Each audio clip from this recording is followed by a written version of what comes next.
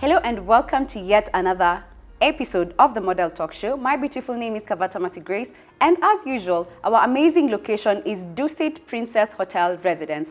And today I am joined by Sharlyn, our one and only Miss Kenya USA. Hello, hello. Hi. Hi. You look really amazing. Oh, thank you. And congratulations on your win, by the way. Thank you so much. So how does it feel?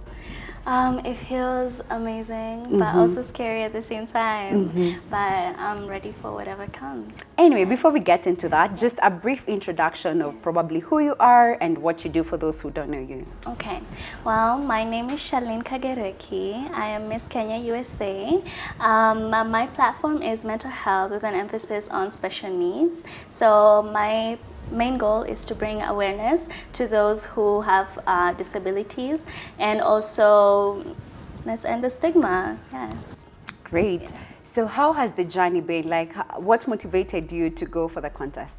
So what motivated me to go for the contest was actually my sister, Vivian. She's 16 years old.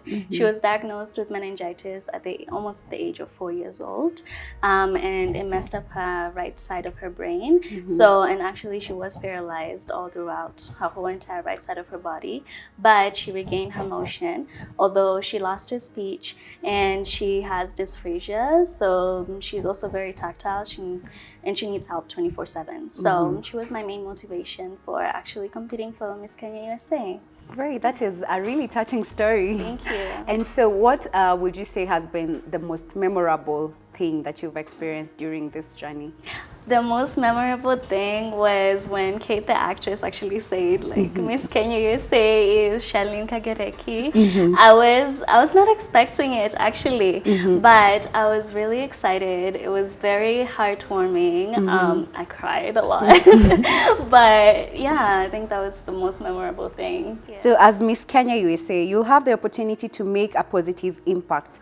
What are some of the causes or initiatives that you're passionate about and you would like to champion during your reign? So some of the initiatives are obviously the mental health with an emphasis on special needs. So really speaking about and bringing awareness to persons in Kenya about, you know, people with disabilities. Like, hey, it's okay.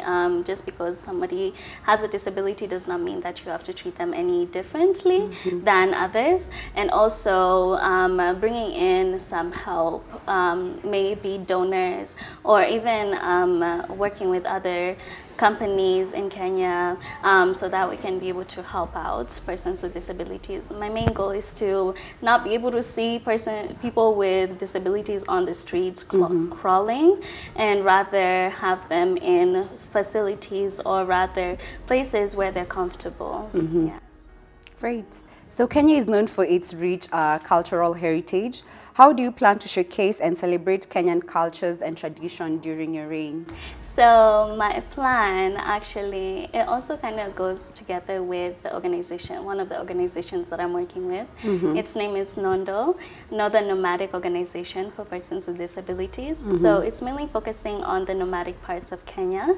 And my main goal for that is to actually bring awareness to those parts of Kenya that, you know, they're struggling a lot more than other parts of Kenya. So bringing in the culture, since I'm also a Turkana, so embracing that, also, you know, let's see,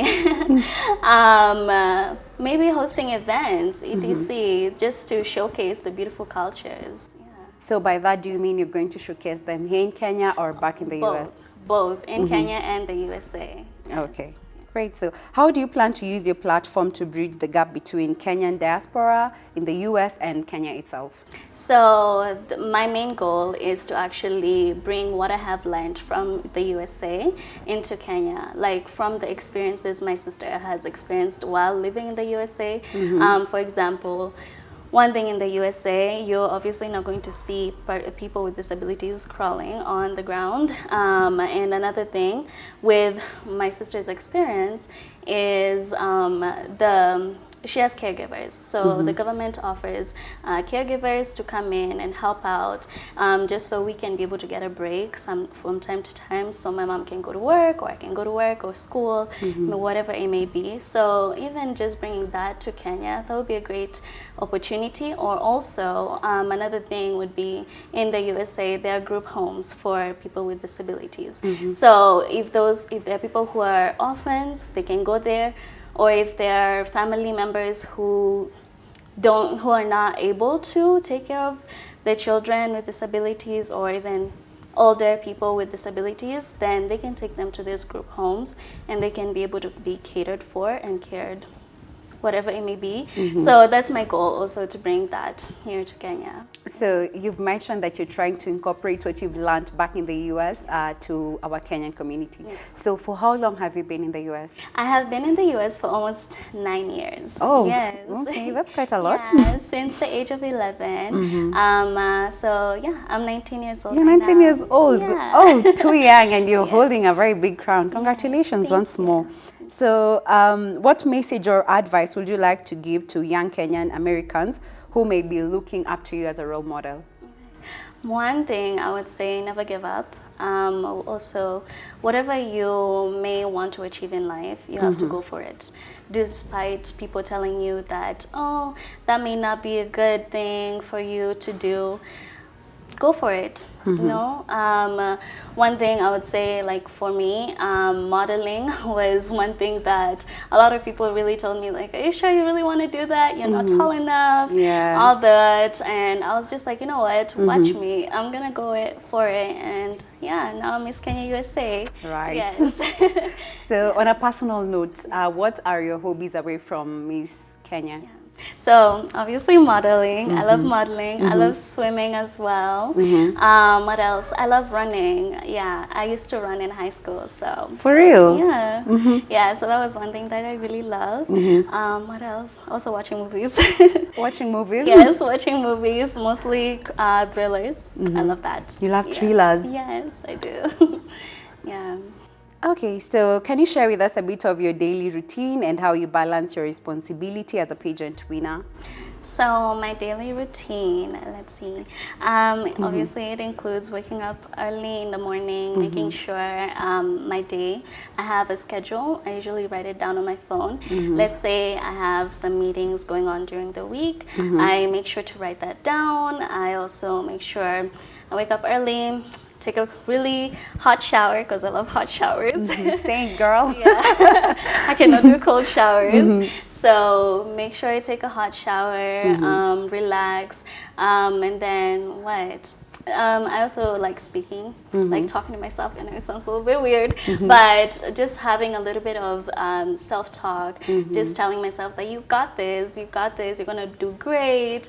Yeah, it's a bit of self-motivation. Yes, exactly. So yeah, that's one thing I love to do. What else? After, you know, I'm done with my meetings, or if it's school, then I like to just watch a movie, thrillers.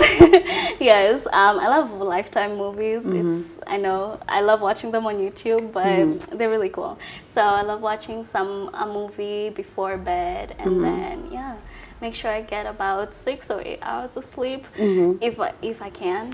Sleep is very important. It is. I have insomnia though, but I try to make sure I get good sleep. Yes. So what do you intend to achieve during your reign? So what I intend on achieving is really hopefully ending the stigma in Kenya for persons with disabilities, and also educating people that it's okay to be different, and just because you're different does not mean that you cannot do anything. Right. So, and also another thing that I would love to achieve is hopefully bringing enough donors to these organizations. I actually don't think I mentioned one of them. It's Heshima School for Special Needs. So it's based in Dagoretti, and they have 58 students right now. So actually, for them to be able to include more students into their school, they need donors, because it's a non-profit organization. Yeah, so So that would be one goal, and also focusing also on the nomadic parts of Kenya as well, bringing awareness to that obviously, let's say if it was for briefs, right, or rather, if people cannot access briefs, they're going to use nappies. So obviously in the nomadic parts, because it's really dry, people cannot wash them. And obviously, let's say if it's for a child who has cerebral palsy, it will be harder for them to be able to, go to the bathroom by themselves. So they have to use those nappies constantly or those briefs constantly.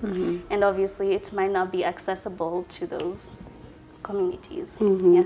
So that's one thing. That will be so great, and I'm wishing you all the best, and I hope you actually achieve it. Thank you. So in context of diversity and inclusivity, how do you plan to promote unity and understanding within the Kenyan community and with other cultural groups in the US? So within the Kenyan community and cultures in the US, one thing I would like to do, let's say, I would like to obviously open up the conversation about, hey, which is also going to go back to my platform, that, hey, it's okay. I know in Kenya, mental health is not really spoken about enough. And for persons with disabilities, obviously their family members, they go through a lot mentally, and obviously with the communities in Kenya, they're not as welcoming, I would say, as the USA. And it's not to say that the USA is amazing as well.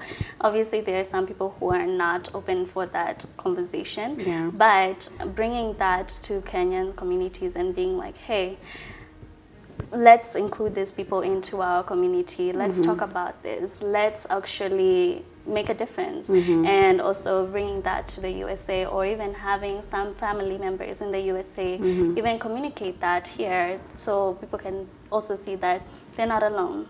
Yeah. Spreading awareness, Yes, it is. exactly. So as we come into our conclusion, would you tell people where they should find you on your socials? Okay, so on my socials, you can find me on Instagram, Sharlyn Kagereki, and on Facebook as well. You can find me, Sharlyn Kagereki, and TikTok, you can find me at Shasha Kage. Yes. Thank you so much for joining us today. Congratulations once more, and all the best in your journey. Thank you Can't so wait much. to see you fulfill the desires of your heart. Thank you. I'm excited as well. Thank you. Thank you so much for watching till the end. This has been the Model Talk Show. Of course, my beautiful name is Kavata Masigrace. Shout out to our location, District Princess Hotel Residence. Until next time, adios.